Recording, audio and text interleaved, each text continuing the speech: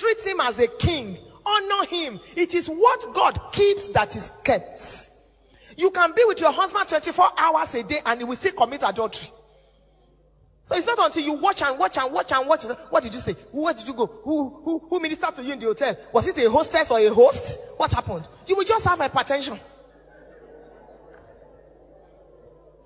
Build your marriage on trust. And when you are trusted, don't betray the trust. Don't betray the trust.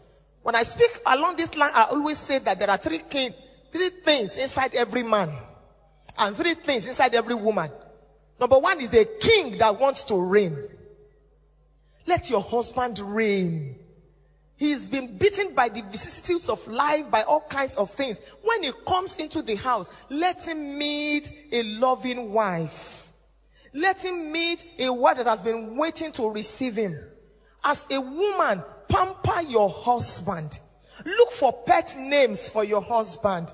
Stop abusing him. Stop calling him Daddy Olu. That is a bush name.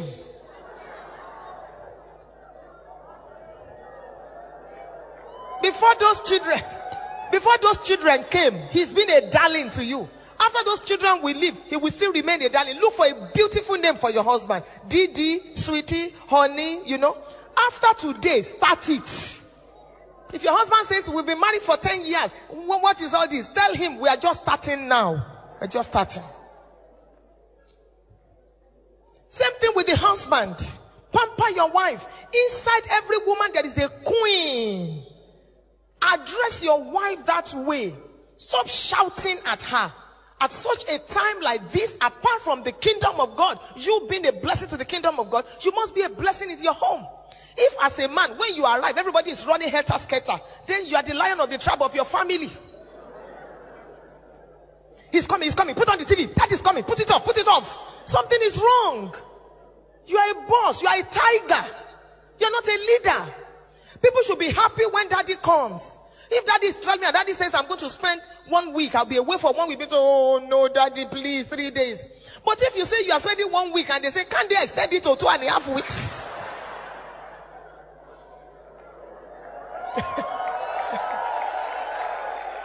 That means when you are not home, there is peace. Treat your husband like a queen. I've said it here before. Every day I greet my husband to, I kneel down to greet him, and I call him all kinds of names. All kinds of names. When my telephone rings and it is my husband, you will hear, "Olo mi, onite mi, ore." You are too worldly. His ringtone is different. And you hear me call him, Kabiesio, Kadepelorio, may you live long, my own king.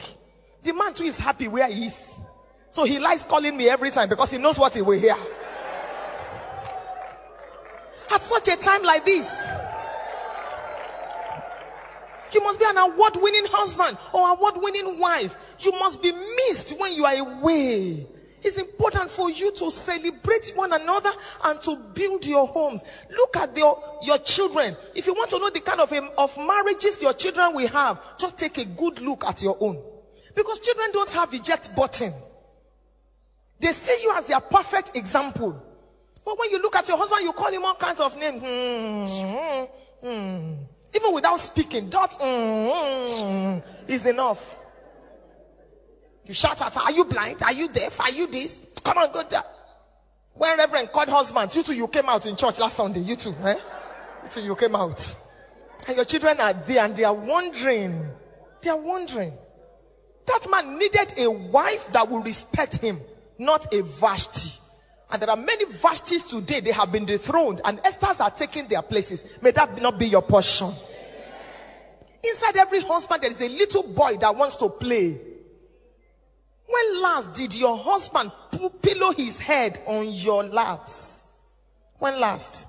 You are so busy cooking. 2 hours, you are still cooking in the kitchen. Your husband is watching the news. You are sweating, you are, everything. Sometimes you will even tie wrapper around your breast to make it floppy. And when guests are coming, you go and change. But when your husband is at home, who cares? Take a little fish, put it in your mouth while you are cooking. Come out. Put it on yours. A lot of African marriages, romance has grown wings and flown out of our marriages. Church, sex, business, office. Church, sex, business. That's all. When last did you hold your wife's hand?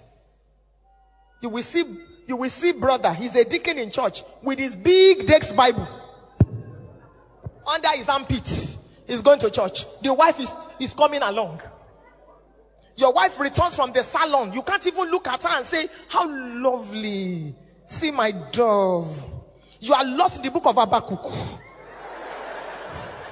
From there you move to the book of Zephaniah.